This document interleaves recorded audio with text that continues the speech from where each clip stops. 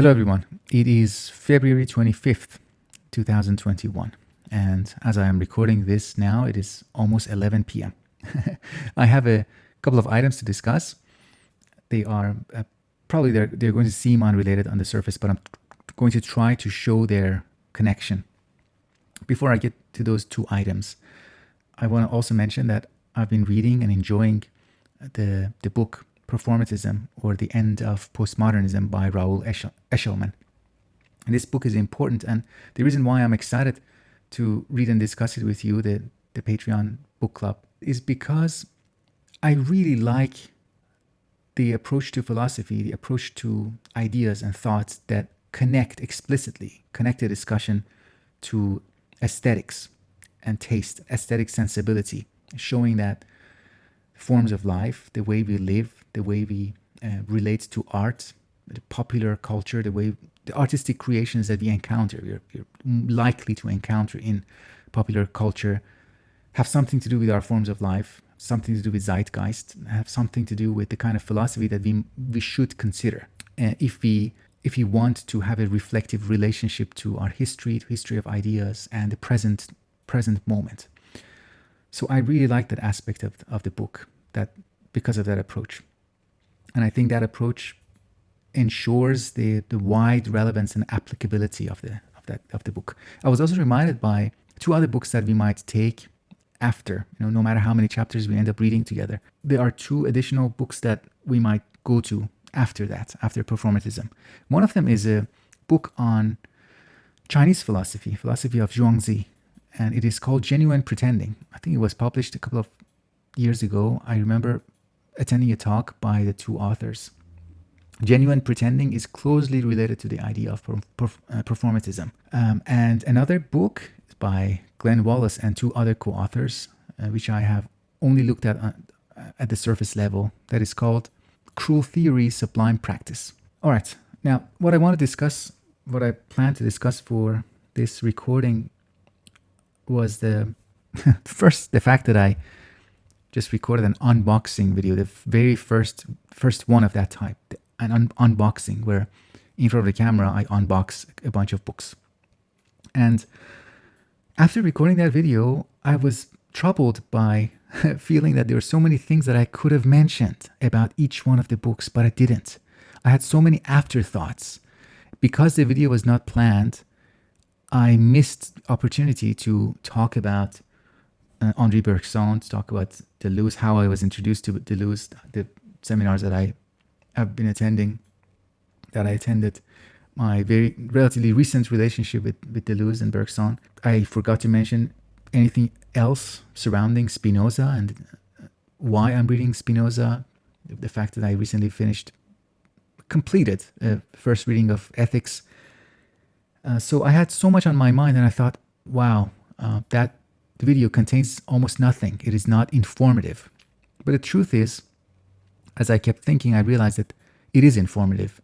The fact that I have those omissions is informative in a different way.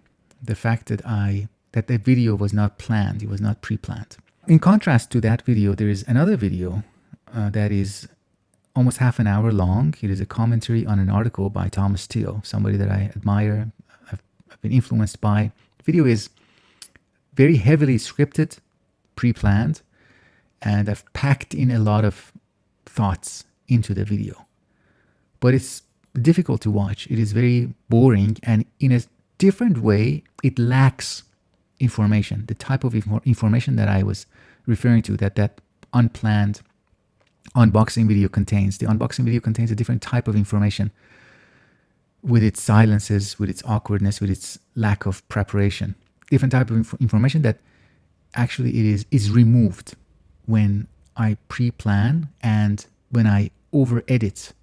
And I'm coming to realize that any kind of editing is over-editing because it removes important information. So that's item one.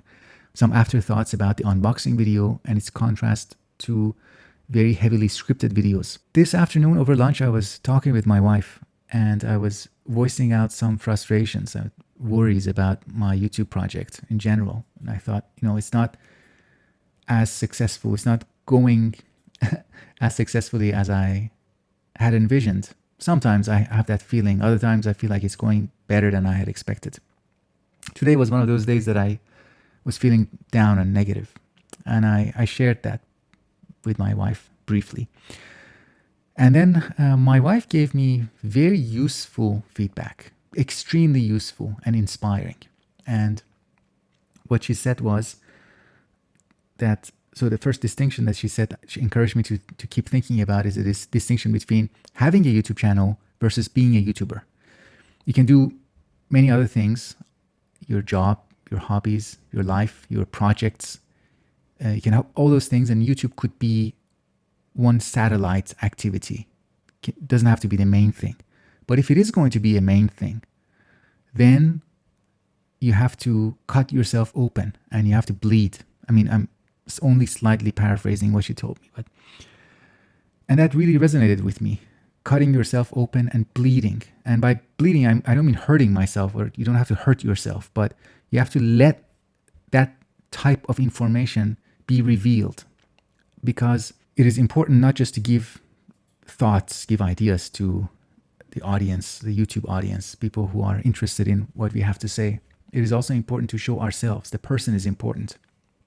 And by over editing my videos, by over planning my videos, by scripting my videos, I am in effect hiding myself. I'm hiding the person who is doing these activities. I'm prioritizing the message. But it seems like people are relatively disinterested in the message, and any interest in the message comes out of an interest in the person. And to be honest with you, when I reflect on my own role as an audience when I watch YouTube, when I watch SoundCloud audio recordings, when I read blogs, I am interested in the person more often than not, unless I am searching something specific. If I'm subscribed to someone, if I'm following someone on YouTube, on Twitter, I'm interested in the person.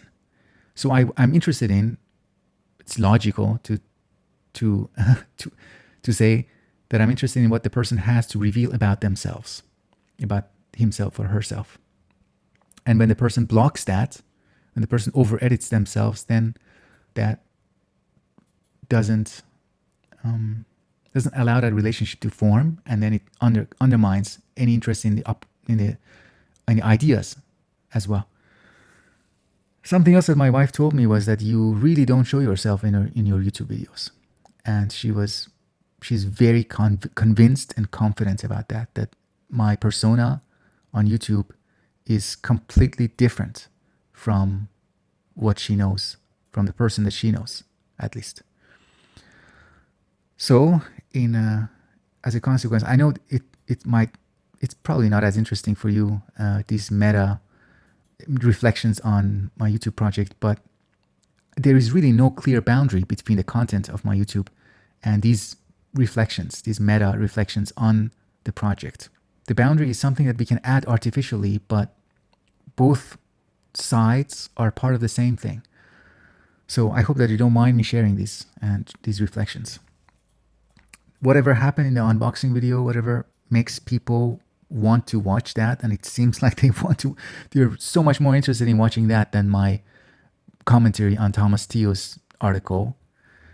Whatever that difference is, I need to discover it, understand it, and let it come out more, to bring it out more.